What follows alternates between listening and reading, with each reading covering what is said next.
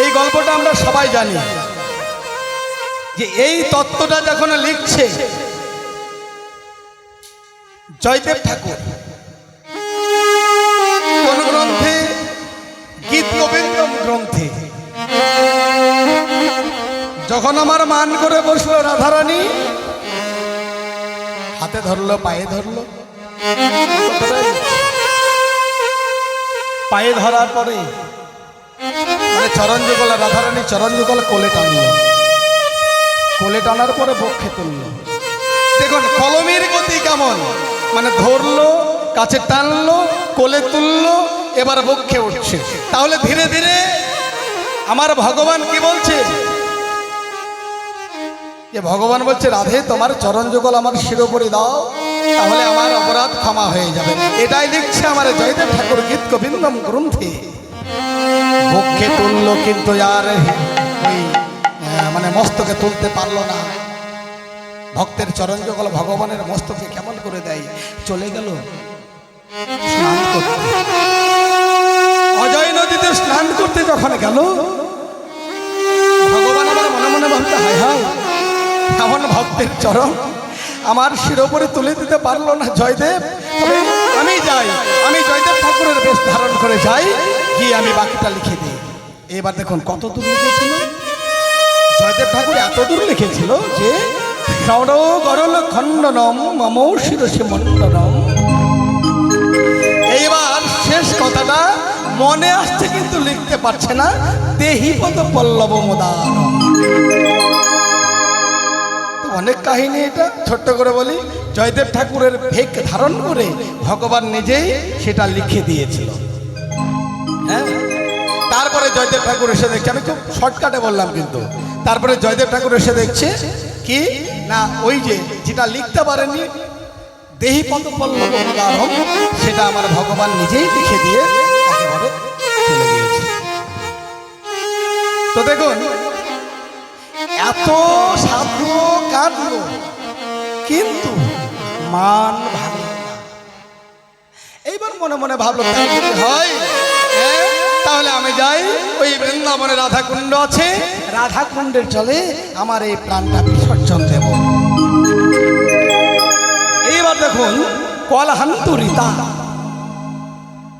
আমার পণ্ডিতগণ শ্লোকের মাধ্যমে বললেন কি, ইয়া সখিনাং পুরভাদ পতিতাং বল্লভংসা নিরস্য পশ্চাৎ পতি কলহান্তরিতা হিসা। কলহান্তরিতা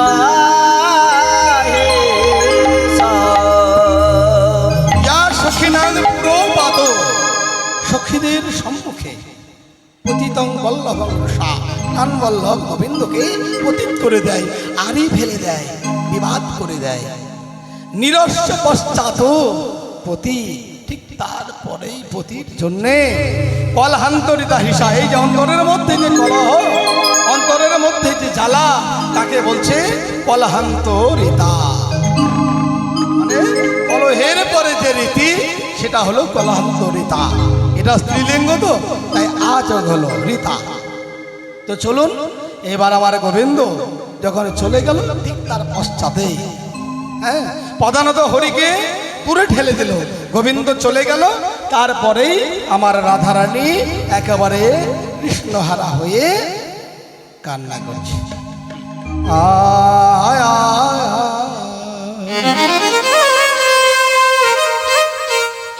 আরে কানো কানো ও পেখে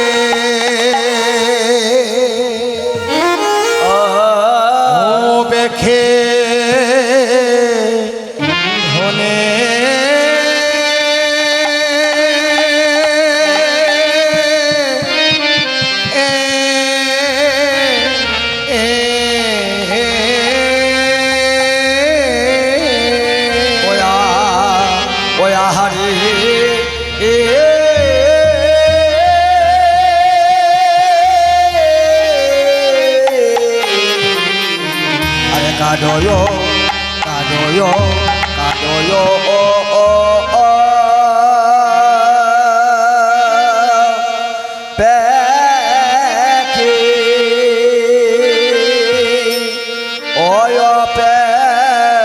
ধরে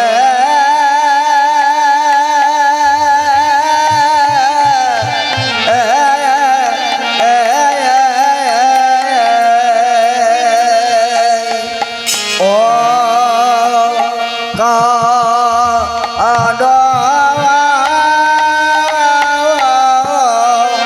কাঁদো আরে কাঁদো